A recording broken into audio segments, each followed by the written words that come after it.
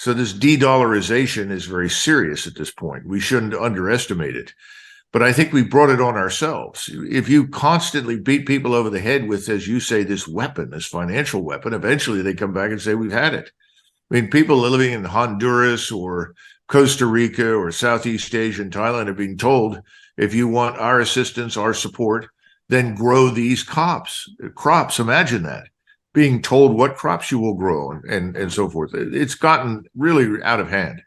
The sanctions are just another manifestation of this. And frankly, all the sanctions that we've imposed on Russia have turned out to be undercut anyway. So the oil and the gas, along with rare earths and every other conceivable mineral and foodstuffs, all those things are seeping out one way or the other.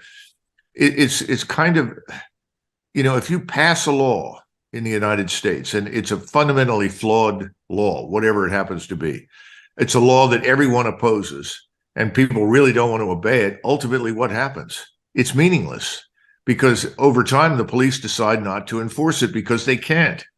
Well, that's largely what's happened to us and our financial dominance on the planet. We're really on a path to one of two destinations right now.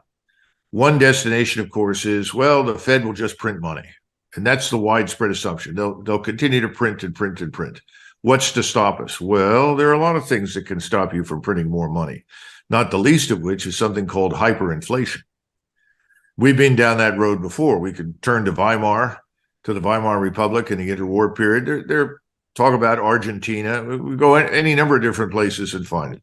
So that's one destination. The other destination is that at some point, no one's buying your treasuries. And when nobody's buying your treasuries and you can no longer buy them all up, and even worse, other countries begin to dump your treasuries, China, Japan, Saudi Arabia, and so forth, you have to restructure your debt. It's called defaulting. Now, people say, oh, we've never defaulted. Well, that's a lot of nonsense. In 32 and 34, we did. We called it restructuring our debt.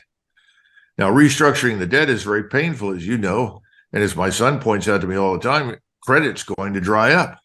And you're going to have to live without credit for some period of time. I mean, it's going to be hell on earth for people that are accustomed to essentially relentless financial expansion. But the other problem we face that no one ever discusses is this financialization of our economy. Well, we produce a lot of military equipment and technology, but there's a problem with that. It's not much return on investment, which is why anybody with any sense, like President Eisenhower, was always trying to keep defense expenditures to what he considered to be the acceptable minimum. In other words, you want to maintain the security of your country. He wasn't interested in being the policeman of the world, obviously. And he didn't like all of these alliances, but he set them up in a way that made them unambiguously defensive. And when, for instance, Austria wanted to become neutral, he welcomed it. In fact, Eisenhower said we should try to neutralize more countries in Europe because we simply can't defend them all. Well, his wise words and wise counsel have been largely abandoned. So now, then here's the last problem. In addition to having sort of built the empire that we can't afford, much like the British did, and then run ourselves into bankruptcy, where do you put your store of wealth? How do you preserve it? And I think digital currency is one of those. The top priority for the United States in terms of national defense, first and foremost, close the border. Stop the influx of millions of people for whom, frankly, it's not a question of room. Everybody will say, well, we've got lots of space. We can't employ them. We can't absorb them and put them to good purpose and use. So that's the first thing. Second thing is we've got to restore the rule of law inside the United States. Anyone who comes from overseas tells you they love to do business in the United States because they don't have to pay the bribes to everyone in sight that is usually required around the world. But the rule of law has broken down in too much of our country. So those are the two things that have to happen right away. The rule of law also means a lot of these people who've come here illegally are going to have to leave.